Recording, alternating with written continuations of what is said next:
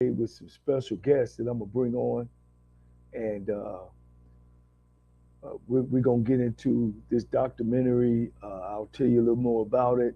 But this weekend, I had a great weekend. Went down to Houston, Texas, to see my Texas Southern University Tigers take on the Dion primetime coach, Jackson State, and it was built up to what it was going to be. 22,000 sold out stadium.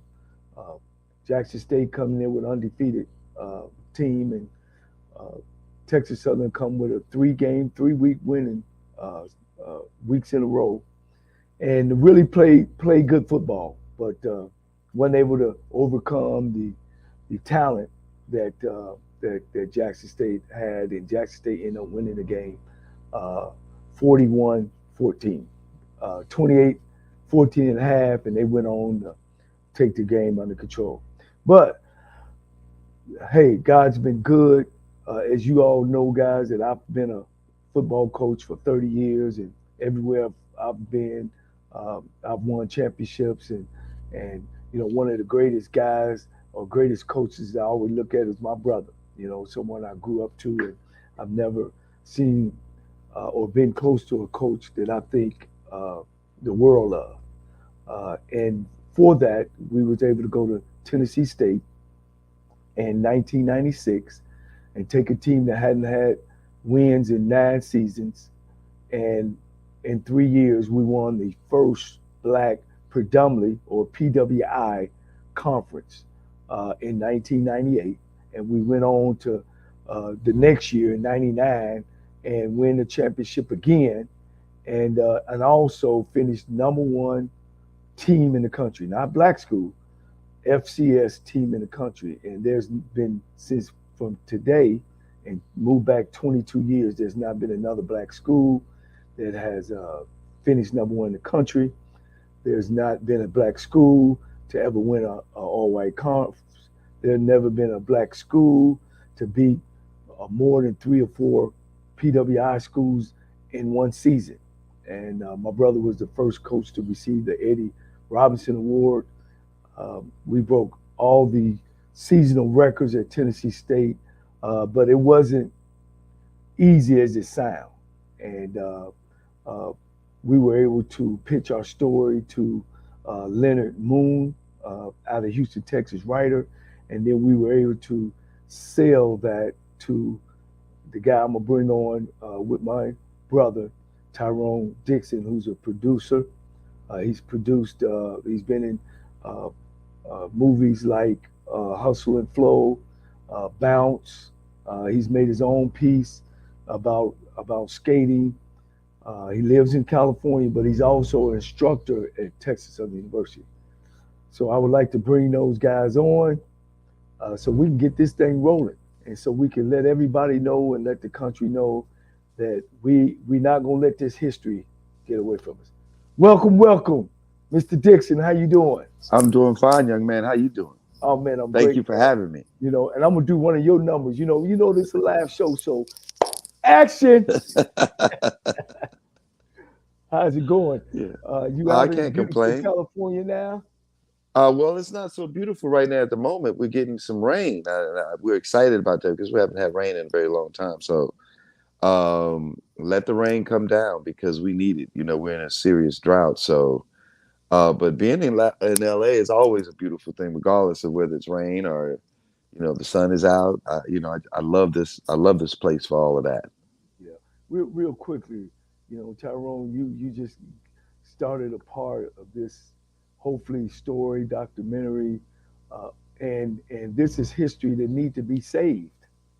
What caught your eye when this was brought to you?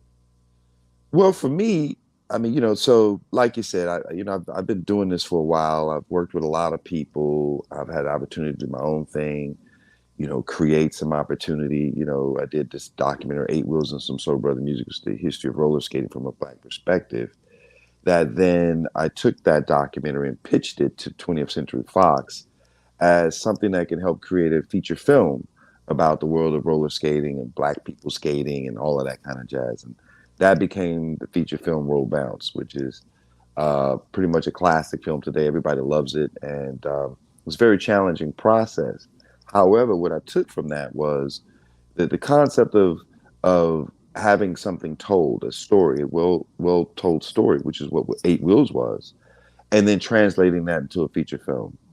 So when you told me your story about you and your brother at Tennessee State, um, I it first of all I'd never heard of it, and that bothered me because it's one of those stories that we all should know and understand that we've been doing things for a very long time, right? You know, I love everything that Deion Sanders is doing, but when I heard your story, I realized he wasn't the first one, and so that really ignited my appreciation for it.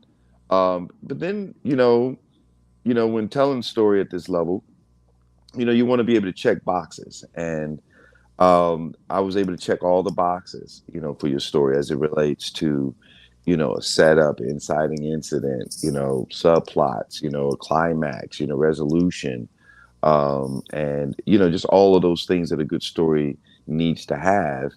You have it, and I think other people have tried to tell your story through the newspaper articles and all of that, but I think it's much bigger than I think it's much bigger than we even think of it at this point. So that's why I came on, and that's what drew my attention because of its rareness. Um, and on top of that, I mean, what makes it even more unique is the fact that it was two brothers who did it together. And it's cold blooded to me. Yeah, we church. If I'm a person watching this documentary and look at, or this show, I should say, I'm sorry, and I'm looking at a producer from out of California, Houston guy. I'm looking at the guy that's part of it. Uh, it's like you said earlier. I mean, we as black folks got to understand that where we come from and to restore the history. I just recently, I should say recently, I found out about the Tulsa bombing probably about 5 years ago, and that Yeah, happened way back. You know what I yeah, mean? yeah, And I keep in my mind, being in the SWAC conference of Eddie Robinson and selling out Yankee Stadium, the Astrodome, everywhere he took his team. yeah, Sort of like what Dion doing. Marino Casem and Archie Gunsling Cooley, who had 66,000 right there in Jackson Stadium Memorial with Willie Todden and the undefeated Alcorn Braves. yeah. And we tend to let that history, and we can't move forward until we understand that history builds the culture, you know. Agreed. And History builds the culture. I love that. yes, You're so yes. right about that. And black folks, in the 60s, they always were together. It's just now that a few of us are getting a couple of dollars here, a couple of career here, and all of a sudden, we think the playing field is level, and not to continue to pull each other up. Agreed. What's your feel? I know you now, and we've been talking every Wednesday, and I know where your heart is. Yeah, I mean, look. I'm an athlete. I play ball. Just coming from Texas, it feels like that just was a part of the DNA you had to have. You had to be able to do that, and I had a great appreciation for that space. One, two. Um, when I became when I be- when I started working in this business, Debbie Allen gave me an opportunity to do a documentary series, right, for the We Network. We actually launched that network when it first came out, and it was a show that profiled ordinary women doing extraordinary things. And I learned that the real importance of telling our stories, right? And I didn't understand the depth of it until I became an educator, and how seeing how in education a lot of things are being left behind for whatever reasons. I think maybe social media has something to do with that. I think This concept of uber capitalism has something to do with that, where we're just really focused on ourselves and how much money we can make, and not realizing that we all are going to be ancestors one day, and we need to act accordingly. And so that's one of the things that I heard a poet say, and it stuck with me. And I think that that's what we're doing with this project is we've got to leave it behind, and we've got to take responsibility for doing it. We can't expect anybody else to do it. And in doing that, I have to take responsibility and be accountable for teaching and making sure that we all understand and making you aware of the opportunity. I mean, maybe you would have figured this out sooner or later, but I just think that you and I having a conversation and talking about the value of a documentary, how important those are today, and where they sit in this concept of Black digital humanities. We talked about that. Right. Um, Right. and that's us taking responsibility of documenting our stories and leaving them in a space in which they can be shared. But not only just shared, but maintaining ownership in the process of sharing. Because I believe that's what's important. We've got to own our own stories and own the distribution of them as well. Yeah. Yeah. I want to make sure I give you your flowers. I'm big on that. I don't want to wait and keep things inside. And I'm gonna thank you for your time. And people watching. They already know who I am. I want them to make sure they know who you are. Let's go back. You're a Houston native. Yeah, born and And raised Houston, Texas. and you played quarterback at I St. pl- Thomas. I did. And then you say, "Let me leave the private boys alone and start going." You going over there with them real. You was back in the '80s with them real boys over there. yeah. State championship boys I was at Yates in '85, and so we won a championship in '84 at St. Thomas, with the TCIL private boys. 4A, yeah. And we used to beat up on Fur and Scarborough and Booker T. Washington. I remember running the football.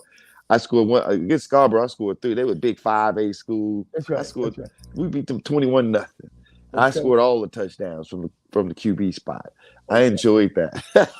that. Yeah. It's your time. Yeah. Get But out. but but so then I transferred to Yates, and I went out there, and I was like, yo, I can't play ball out here with these cats. They're already stacked. I'm just gonna sit in the stands and root them on, and play baseball. Yeah. Yeah. Yeah. Yeah.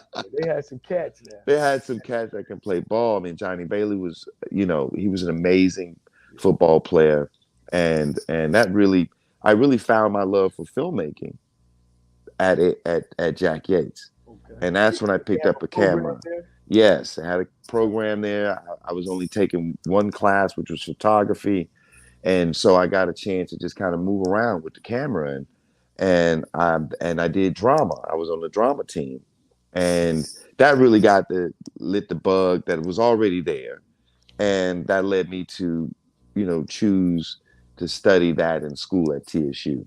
But I Wow. went off to the military for 4 years. I was an air traffic controller in the United States Navy. Came back to TSU, finished school in '94, moved to Los Angeles after working on a movie called Jason's Lyric. It was my first film. Wow. I was a PA on that film and met quite a few people who helped me when I moved to Los Angeles. And my second film in Los Angeles was Panther, about the Black Panther Party with Melvin Van Peebles and Mario Van Peebles. That was huge. Yeah. And one after another, I just kind of just started moving along. And eventually I got an opportunity to work with Def Pictures, Russell Simmons. I was a development executive there. We read screenplays and made movies. We did Gridlocked and How to Be a Player. And then I started directing. And then I started directing tons of music videos. And that's what got the eye of Debbie Allen, who hired me to produce and direct a TV series with her. We did 2 seasons of that, and that got me into documentaries.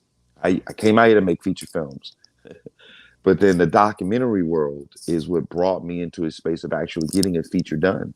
Right. Which was Roll Bounce, in a major way. Going from a space of just having an idea and pitching it to a studio, them loving it, and then us developing and making that film, and then me bringing what I brought to the table, which was this whole cultural aspect of roller skating, to the film.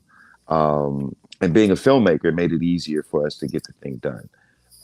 And so from that point on, I've said, I really want to start doing my own thing. And so I developed a screenplay about a Black Boy Scout troop. It's based on Willow Avenue's Baptist Church Troop 242 out of Houston, Texas. And they're a great troop. They have the more Black Eagle Scouts than any other troop in the nation. And so I thought I'd honor that by making a film, a comedy, kind of like the Bad News Bears. But so they used to be great. Now they suck. And now they need the old school troop leader to come back and lead them to glory again. And so we had Danny Glover attached, and, we still do. We're still trying to push forward and get that thing done. And we've got some interest from some other actors. So we'll see what happens with that. But in the meantime, I've been doing these documentaries, and I know the value of them. And so, meeting you by chance, and then us having a conversation led to this. And I think that that's the beauty of it all. I mean, your story is a real story, and it's real valuable. After meeting your brother, really sold me even further on because then you told me a lot of stuff that I could visualize that I know we're going to make happen that other people are going to find to be outstanding. So I'm with it. And I'm glad that you are willing to work with me on this project. And I thank you and your brother for sharing the opportunity. Right, right. Well, real quick, we got one of our people who like to watch the show. It said to the both of these gentlemen, talk about the correlation between the Cole brothers inheriting a very low graduation rate among football players at Tennessee State in the classroom to the having 90% graduation rate during our tenure at Tennessee State. Wow. My brother's supposed to be on, but I know that the things that we done there, that's what's important at the end of the day, and that's why it's so important about black colleges graduating black people, black men, black women, and uh, and that's the thing that we made a priority, And even when I took over my programs, that our philosophy that we would tell our kids, look, we could sit here and win 2 or 3 national titles, 4 or 5 national titles. We'll get raises, and then what do you get if you don't get that piece of paper walking across that the stage? That's what it's all about. You know, you got to get that piece of paper so you can make a living and be able to take care of your family. So, yeah, when he went to Tennessee State, they wasn't really graduating football players, and we were able to beat that and at least up to about 94%. Also, when I went to Texas Southern, they called the APR, average percentage rate of kids graduating from the time they went from the ninth grade to a senior. We had never met that threshold, which would have been 90%. And by the time my third year, we were over that 90%.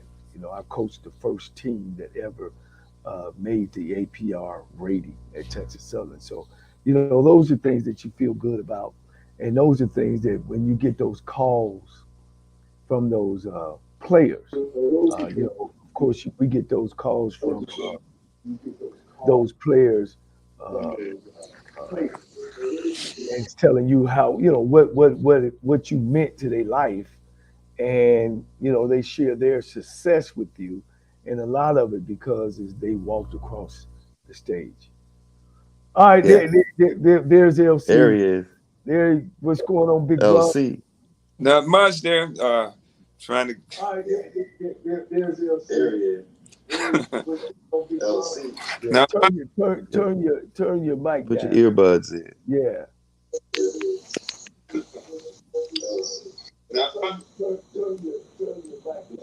is it down now? Yeah. Is, Okay. is it Yeah. down? Yeah. It sounds much better. All right. Yeah. Yeah. Much better. You all right? Over there, at Allen University. Matter of fact, if you're looking at my brother now, you look over to his left side. That is the Eddie Robinson banner when you won the first Eddie Robinson Award for being the coach of the year. I think that was in '98. Yeah, that was Yeah, that's the banner up there on the wall. Uh, man. but the question was, LC, before you got on, was about uh, your 94%. You took Tennessee State players from below average to a 94% graduation rate by the time you left in your fourth year. Yeah, we got there. That was an issue about about the guys graduating had a low percentage graduation rate. When we got there, I think it's somewhere between 20%, and by the time we finished, we was at 98% of the athletes or the football players graduating from Tennessee State. But also the great part about it, we had the number one student during that time, and he was a quarterback. And matter of fact, he was from Ohio. All right, he was from our high school, and I forget his first name was Larry, and Larry was a Mexico engineer. That's what he did, and we had quite a few guys. We averaged 30 guys a semester on the academic on the. And Well, that's very important, though. We understand all that, but you got to make sure that you carry this right here. Nobody can take this away from you. Your athletic ability is always going to diminish, but this right here will stay as long as you live a little bit. yeah.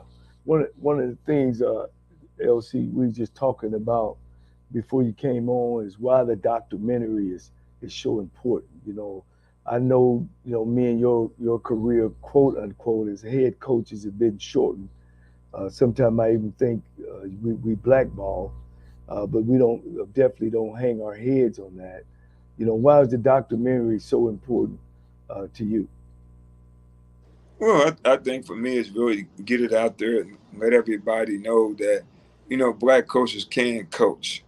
No matter what division we're in, we can coach. And I think when you look at what we did in an all white conference, we the first two guys that's ever done that before. It's just like everything in America. When you think about things in America, sometimes it's always hidden.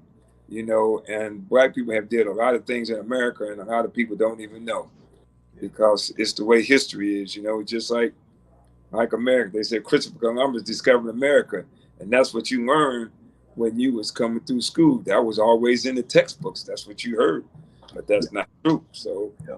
I, no, I I can say one thing, about Deion Sanders, the success he's having. It is putting a spotlight of a black man coaching an HBCU school and the great job he's doing.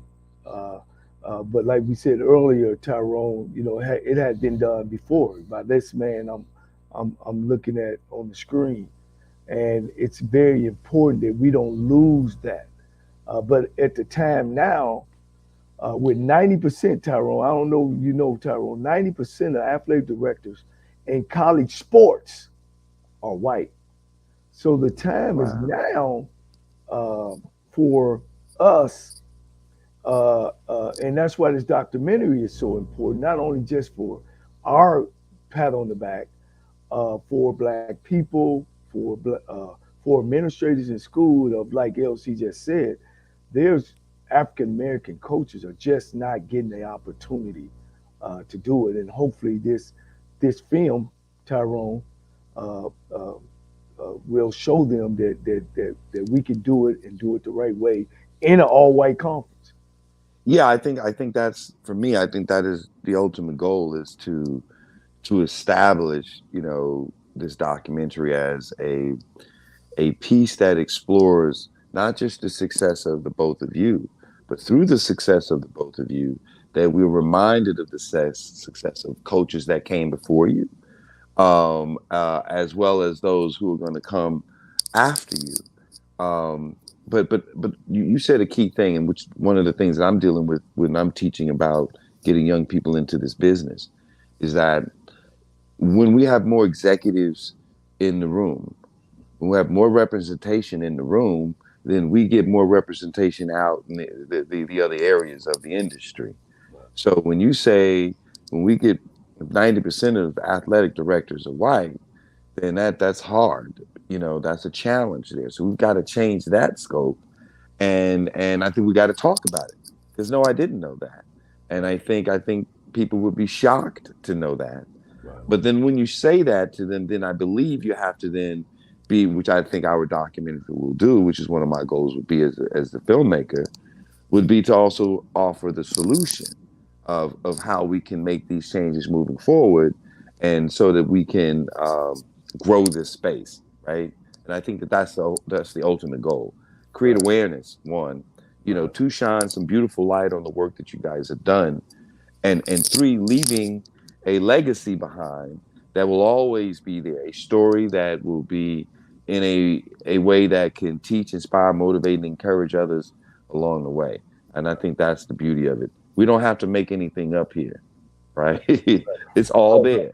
It's all there. It's not like you walked into on a perfect team and blah blah blah. All of the conflicting issues, anything that you could have thought of, you said, LC, when we talked on the first day, there was a food fight. You had to handle the food. I'm like, on your first day, right. coach, Yep. Man. really? Well, one of the things that I want to say to my brother, on live and to everyone, I'm the one convinced him to go to HBCU, and he watched me as a player coming up through Texas Southern.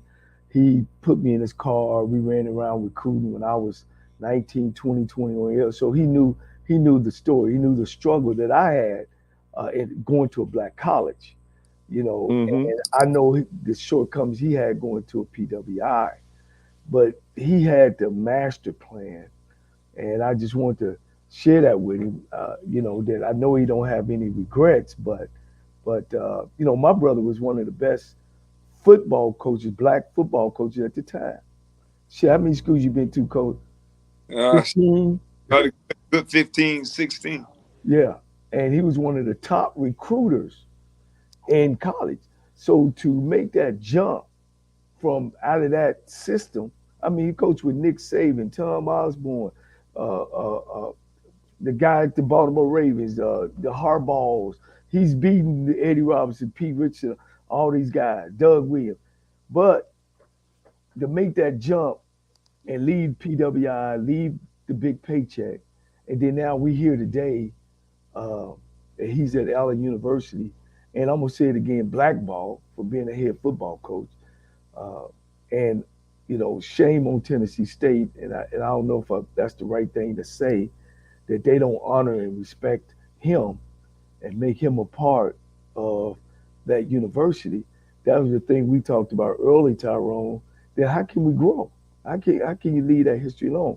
And I just want LC, to just, what did that mean to you? How you feel, today, and knowing that you're supposed to be somewhere at some head job.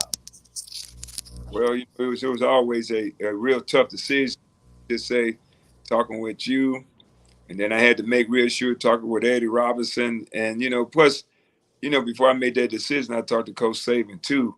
He advised me not to make that move. He told me not to make the move, but I just felt like deep in my heart that it was the right move for me to become a head coach, and I can say I've been around a long time and hadn't got that opportunity, and this was an opportunity that I wasn't going to, let it pass by. And I just felt like we could turn Tennessee State around just like the other schools that I was at. Yeah, I yeah. We turn around Alabama State, Lane College, Texas Southern. right. So what I'm saying is that I was at the, you know, Cincinnati, Toledo, New Mexico State, Wisconsin, but I'm bringing players to there for the coaches there. So I felt like I could recruit and bring the players to where I'm at and be able to win with those players. And Tennessee State just happened to be the right place, right conference, and everything to do it in that conference to beat the best black schools and beat the best black schools. That's what we did. We did a combination. And that's what's so great about this. We did a combination that nobody ever believed that no black school could beat up the white schools. And we proved that point to them that it can be done. Anything is possible. Yeah, I think Tyrone, I've said it to you before that, what you're doing and doing this. I mean, it's so rewarding to us, that, our hard work and our dedication, and we sacrificed a lot, uh, you know, to sit where we're sitting today, for it not to be appreciated. And again, I can't show you enough about the appreciation. AJ, who's behind the scenes right now, and Leonard Moon, who actually wrote the story. Leonard Moon is a writer out of Houston, who's a very good friend of mine, who wrote the story about, my brother and us, and he actually sent the story out. And overseas, it got a big response overseas, and that had cast me and him to start talking about it 2 or 3 years ago. And of course, I brought it to my brother, and he was all for it. And man, just, I know we ain't there yet, Tyrone, but we on the right road. It's just I follow would the yellow brick road. I would agree with you. Go We're ahead. definitely on the right road, Yeah. and I think timing is everything. And I think, with the idea of I think again, the what the optics are, because of Deion Sanders taking on that position brings light. It's a beacon to all those that came before him, and I think he would want to honor and recognize. And this is one of the ways it can be done. I think with streaming platforms as they are today, it's very competitive. They're looking for content. Not This is not just a sports story. This is a love story. This is a family story. There's a number of reasons why somebody would want to watch this, right? Um, um, there is this action. There is this, competitive thing that's in there and that rolls underneath all of the layers of the piece, and I think that we are on the right road. We just got to stay on it, and we will, because we're all champions here, and we understand what that means. And I believe that you know you know HBCU Go, ESPN Plus. You know, there are a number of other outlets that would love to see this story be told. And I'm just saying, within the documentary. Remember, as we talked earlier, I said, documentary to feature film. That's kind of my process. I believe that one of the ways to get films done is do a documentary, make it well done, and give it and demonstrate that it has validity in the marketplace, and then you can move on to the next phase. Yeah. I think this story definitely has those legs, and I'm dedicated to making it happen with you guys. And to the writer, Leonard Moon, I think it was an outstanding article that he wrote. It was one thing to talk to you guys on the phone. It was another thing for me to read it and go, "Oh yeah, why hasn't anybody else?" I'm looking around and checking my shoulder. Right. Nobody else got the hell of this. Right. Right. Oh, Right. let's go, Yeah. Yeah. because it's a story. It's a story and a half, Yeah. and I know I haven't even heard the half of it yet. So I'm looking forward to that process. Yeah. We've spoken to HBCU Go, the CEO there, Mr. Curtis Simon, who was on the show. So it looks like we got some cloth in it. We got some claws in it that's real good.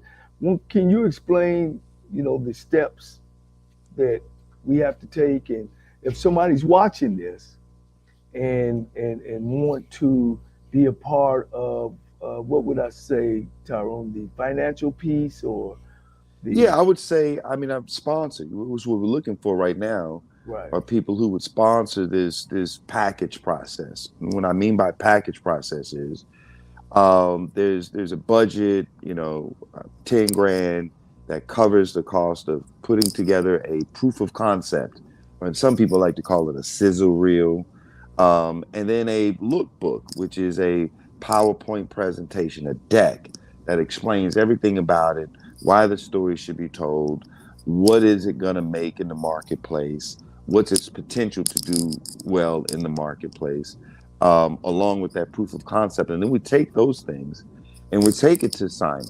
right, Mr. Simon, and say, hey, look at what we got going on here. This is what this story would look like and how it would feel and how it fits in with your network and the things that you're growing with your network. Or the same thing, we would take it to other networks the same way. As well to venture capitalists who may say, well, let's do this independently. How much is this bad boy going to ultimately cost you? And we give them a number and we say, this is it. And then boom, they jump on, and now we're in the ownership pocket spaces. Right. Now we can really own the product and then license it to all of these other entities, which is what I would believe the ultimate goal would be. And in saying that, I think Mr. Simon is I think that's a great start. Right. And he and that organization and the trajectory of it, the projections associated with that, I think this fits so well. And I'm doing another one very similar to this about Barbara Jacket, Right. who was the track coach at Prairie View A&M, and then went on to coach the Olympic team in 1992.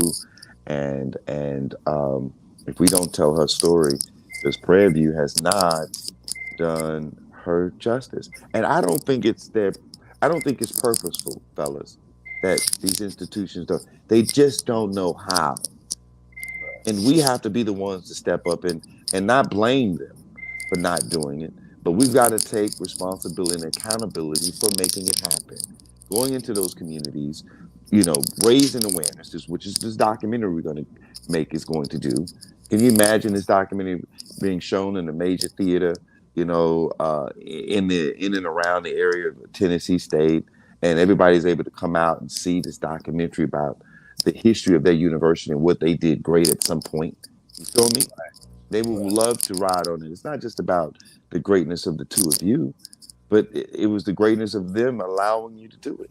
Right. And I think that's huge. So, and you just said the story did well overseas, right? Yeah. Yeah. Right. So we already know how it's going. There's a market, Yeah. for someone wanting to see the story. So Well, I think we have to do the due diligence of getting that package together, and then everything else is going to fall into place. yeah. Yeah. One of the guys said the story goes beyond sports and delves into overcoming momental adversity. These lessons can apply to anyone's life, black or white.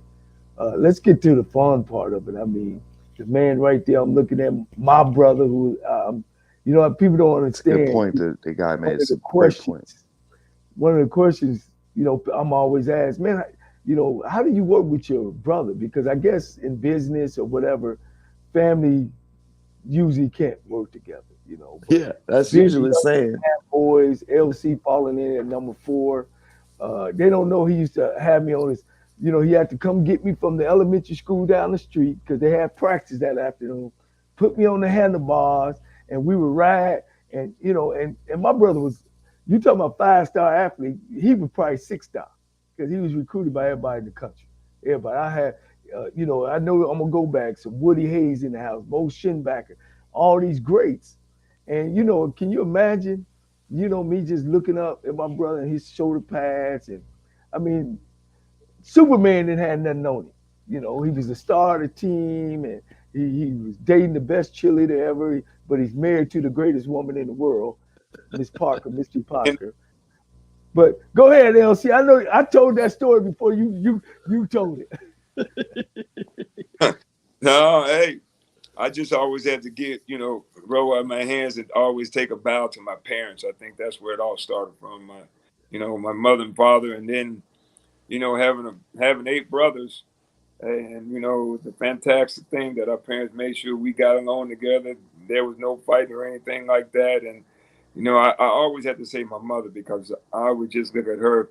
Sometimes it was Christmas time, and she used to get those candy canes were about that long, and a woman can break up 9 pieces of candy cane and make sure everybody got a piece in their mouth. That's fantastic. She would take a candy bar and chop that up, and everybody would get a piece. I mean, it was amazing, that she could do those types of things. I just always just got to take my hat off to my father who, you know, taught us about working and going to church. And, we sit in the church all in the same pew, on the same pew. And funny thing, we used to sit in church on the pew and everything. My father used to put that bowl on our head and cut our hair around like that, and the guys used to pick at us, and they'd be touching us in church, hitting your heads. At the church, we take them out in the back and whoop them up. We're Christians in church, but when church is out, we in the back whooping them up.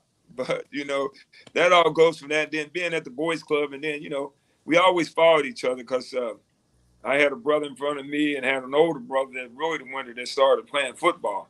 And I used to go down to the school and be the manager and do the same thing JC gonna tell you. Used to clean the muds off the cleats and do all those things like that. You just kind of followed in that line a little bit there, and it just kind of grew on you a little bit there. And then I think everyone else in line went that way. And then then when you play football, like I said, in the neighborhood, I had 10 friends. JC had 10 friends. Other had 10 friends. So you had almost 50 some guys at your house every day. Yeah. And my mother fed them all. So that was, it was just always like that, and seeing your competition was right there in your yard. So when you playing basketball or playing football and everything, everybody's all right there. So you couldn't help but have a little bit of a skill level, and also, that giving, it comes from, I say my parents all the time. Yeah. Well, all right, we gonna move all that. We came to Tennessee State. I know the first incident you had was the food fight.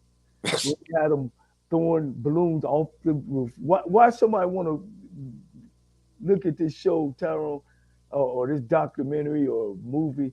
They had a gang on the team called the Fifth Floor Boys that we had to break up. We had a guy that was on scholarship. His father would threaten the administration. This guy was on scholarship for 5 years, full scholarship. Never put a uniform, a game uniform on. But he was on scholarship. Like, we were like, who is this kid? And who is this kid? And the kid was a good kid, but he couldn't play at the level where we wanted him at. He couldn't play dead in a Western. and his father played pro ball. And wow. Everybody loves their son. Yeah. It's sort of like the East Side High, Mr. Clark. I forget what they call the movie, where at the end of the movie, Joe Clark. When the lady was telling everybody how Mr. Clark need to be in jail, and all of a sudden the mayor, I think, say, look, we got to get him out of jail. And here come LC, give me the microphone, and then he took control of the whole football team and program.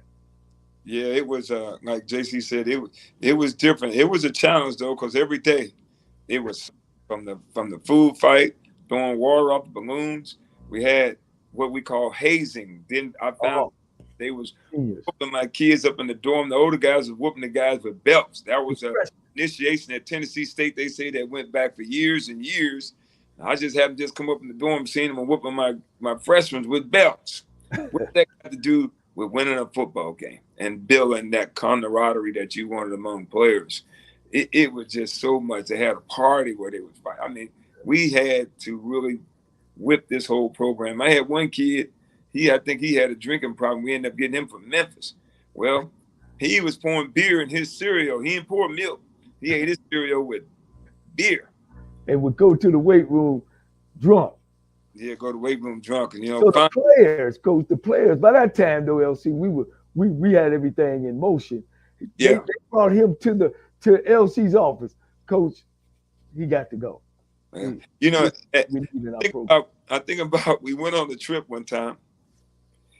Everybody was asleep. We went to Western Kentucky. Everybody went to sleep. Well, two of my oldest brothers, they was coming to town, coming to the game. They came in around about 12:30. So I got up to go get my brothers. Well, all of a sudden I seen players running around the halls and all this. I said, what in the world is going on here? So I turned around, got the coaches up. I said, check every room. Yeah. So I started checking every room, found out girls in the room. I mean, at 12 o'clock at night, they got girls. I don't even know how they even got these girls. They had call girls come to the hotel where we were at. It was unbelievable. I mean, this was in our first year. And we ended up suspending about 7 of them, Tyrone. No, I suspended 12 starters and asked me. So when we got back to parents, parents are always gonna call them, why they suspending my son and all that. I said, suspending your son because he could have got me fired, got the university in trouble. So the president calls me up, and I talked to the president. The president asked me, "You sure that you want to do this? You sure that you want to get, suspend these guys?" And I said, "Yeah." I said, "We're gonna suspend these guys." I said, "Because one thing, Mr. President, if something had happened, you would have fired me or fired the coaching staff, saying that we weren't responsible with these kids on the road." So that was very important that we had to suspend them 12 starters. Now we put up a good fight and everything, winning lost the game by a field goal. So those guys who out there just went through a learning trend. So, but everything was a learning trend. It was just like you probably see in a lot of programs that are not winning. They have internal problems, and if you don't solve your internal problems, then you're not going to win.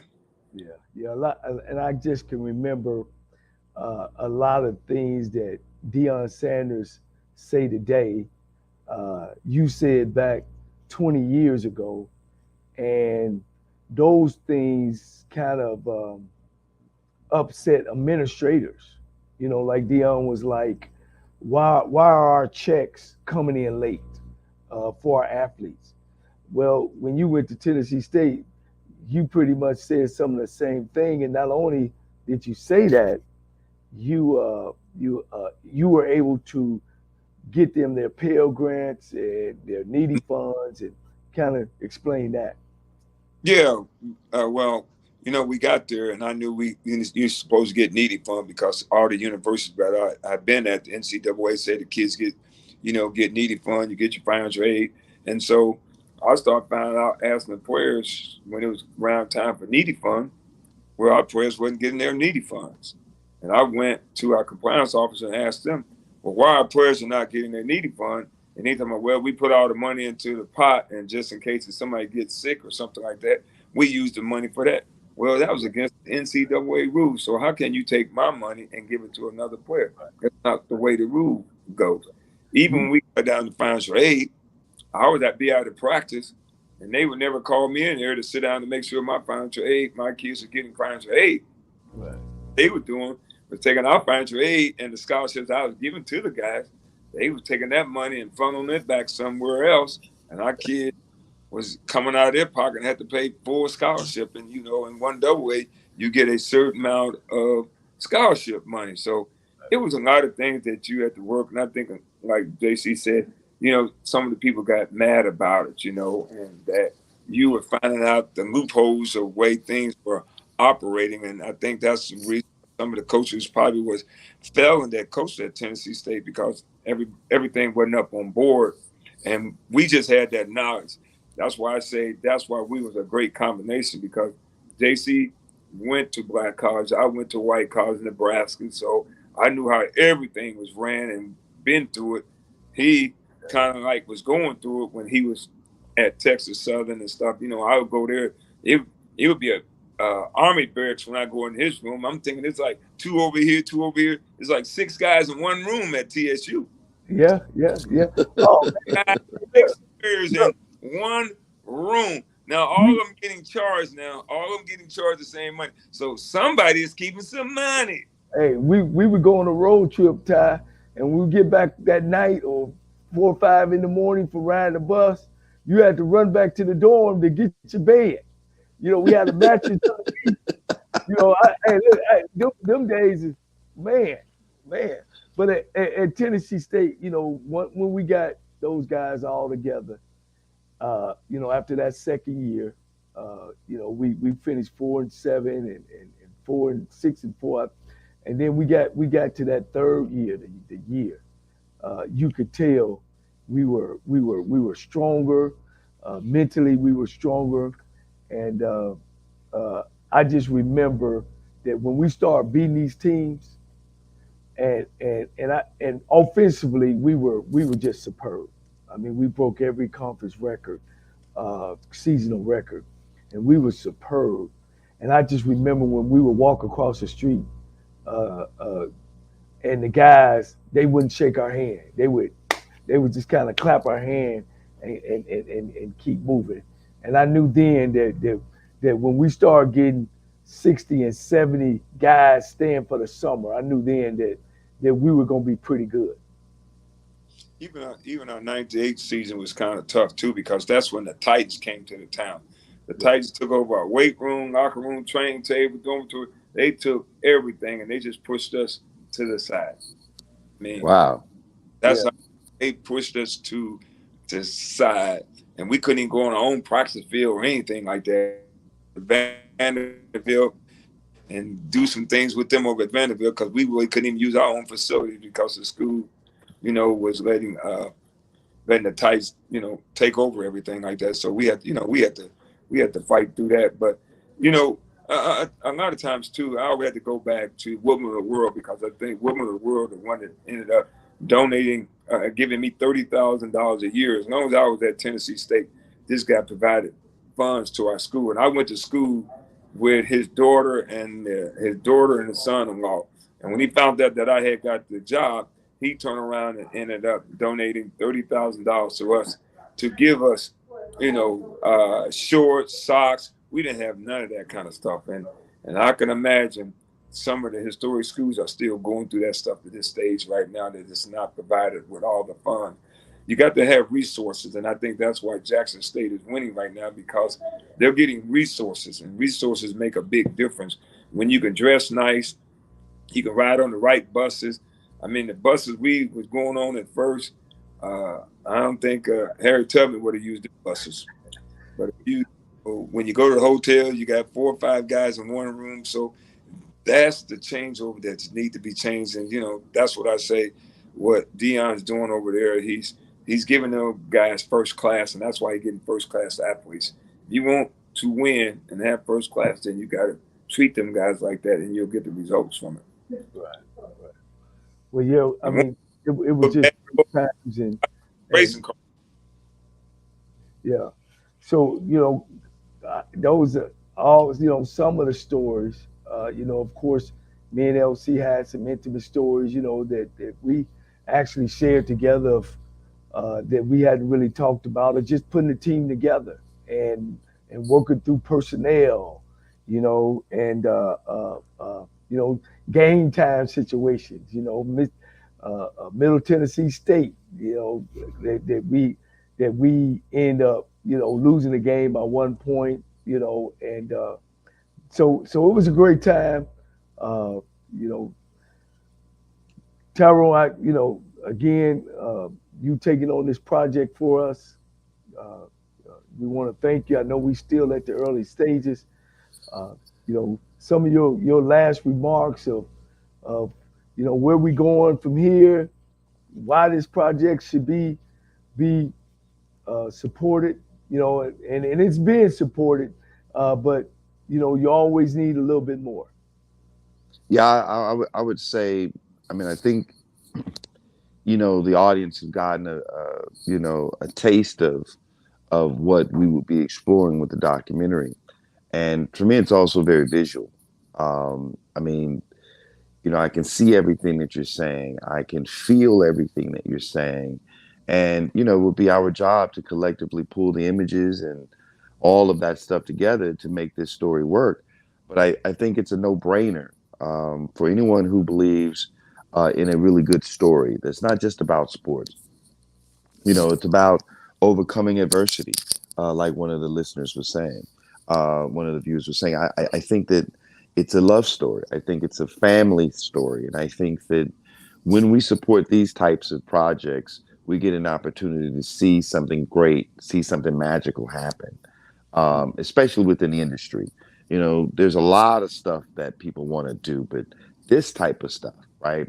That's real, that's authentic, that has legs, that can go into this transmedia space where you can take the same story, you can write a book about it, make a movie about it. There's a whole thing. I think that's the thing, and I think for those who are supporting it, continue to support. And for those of you who are considering, we need sponsors to get it to the next level. And when we get it to the next level, it's going to be a slam dunk. Like I said, I'm looking at 3 champions on this call, and I think when you put those ingredients in the pot, you know, you're hard pressed to lose. Yeah, yeah, yeah. I mean, that's well said. I mean, winners, as they always saying, iron sharpens iron. And it's unfortunate that we're not where we should be uh, as far as in this coaching profession. I think we where we should be as men, Yes. healthy, uh, not feeling sorry for ourselves. We still have our hands open to a lot of our coaches that have came up underneath us. I mean, we got coaches at Michigan State, Pittsburgh Steelers, University of Arkansas, head coaches, bunches of high school coaches who have either coached under LC or coached under me or either played for LC or played for me. It's important to have a winning ingredient. See, Coach Harbaugh at the Baltimore Ravens, he had that. He has that winning ingredient, and he had got that from his father because his father was a winner, and all he's done was take that ingredient with him wherever he's been. And unfortunate for black coaches, we can't do that. We try to do that, but we're not around long enough, and we're not given those major opportunities to do so. LC, any last remarks? Yeah, I just, want people to know that, hey, stick to the story, and you hear the story because you're going to hear a lot of odd stuff that people talk about that's very irrelevant to this story, but this story is a true story coming from two of the people who was right there, and quite sure we got a lot of players around once we start to get their part, and I think it'll really, all come together. Yeah, yeah, most definitely. We got the support of the players. You guys, y'all, we all got a group chat that we still that 1999, I mean 98 and 99 football team. We got a group chat that we still much more. We still together today, and we support each other and we keep each other in touch with each other about how everybody's kids are doing as well. I think that just speaks value. I And saw. Did I see go ahead. that you coached the Heisman Trophy winner or a Heisman Trophy candidate? Heisman Trophy candidate, yeah, and Leon Murray, Yeah. yeah, he was Wow. a 3,000-yard passer his junior year, and unfortunately, he was on his way. He got hurt in the middle of the season, and our backup guy came and took us the rest of the way undefeated. Yeah, yeah. But all that stuff hopefully can come out. Hopefully, whatever is for us could happen and be on the screen. But it ain't just for us. Like you said, it's a family story. I can't say enough about my brother and the success he's had. I want to thank both of you guys for giving me the time. Man, when you're Thank having you. fun, it's short. But we got production meetings tomorrow. Hopefully, Yes. we can get in touch and catch up on what we need to turn in. To my audience, thank you again. Go TSU Tigers. And if you feel yourself at the end of the rope, tie a knot, hold on tight. Ain't nobody bad like you. Tell, HBCU hey, Stroll. Thank you. tell Coach Morgan we coming. Folks, with what you need to know. Today is Monday, November 7th, 2022. Number 1. President Joe Biden concluded the final weekend of campaigning before Tuesday's midterm elections, stressing good economic news across the country. The president has what's described as an enviable record on jobs, with over 10 million gained over the first half of his term. However, news sites report voters are more focused on the rates of inflation, now getting close to highs the country has not experienced in almost 40 years. Number 2. Although he has been teasing this for months, sources close to former President Donald Trump said that he will make his announcement of another run for the White House soon. The timing is not exact, but Trump insiders are sharing conversations that they're having, as well as what Donald Trump is telling rally-goers while campaigning for others running in midterm elections. Aides and allies alike are said to be looking at the 2 weeks following the November 8th midterms as the window for the former president to confirm another run. Number 3, the U.S. flu season is off to an unusually fast start, adding to an autumn mix of viruses that had been filling hospitals and doctor waiting rooms. According to the CDC, reports of flu are already high in 17 states, and the hospitalization rate has not been this high this early since the 2009 swine flu pandemic. So far, there have been an estimated 730 flu deaths, including at least 2 children. The winter flu season usually ramps up in December or January. Number 4, a black woman by the name of Lauren Hopkins posted a video on her Instagram account showing a security guard putting her in a chokehold during a Halloween event at a San Francisco, California nightclub on October 30th. The 25-year-old woman said she was waiting in line outside of a lounge in Soma when she was warned by a club security guard that she would be removed for littering after rolling a marijuana cigarette with a regular cigarette and discarding the end of it. Security responded by physically dragging Hopkins out of the line while her legs were bound. Number 5, it's Ministry Monday, and agape love is love to the highest level of love. Agape love is love based on what you do to bring out the best in others and for others. It's about the expressions of love in action that you have for family, friends, foes, and even some strangers.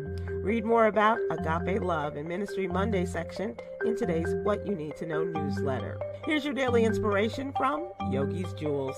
Life reminders. Don't allow others' behavior or words determine your attitude. Join me today on YouTube and Facebook at 7 p.m. Eastern, 6 p.m. Central with the Presidents of the Divine Nine as we discuss voter motivation and activation. To subscribe to my free daily newsletter, please visit SibylWilkes.com. Be informed, be empowered.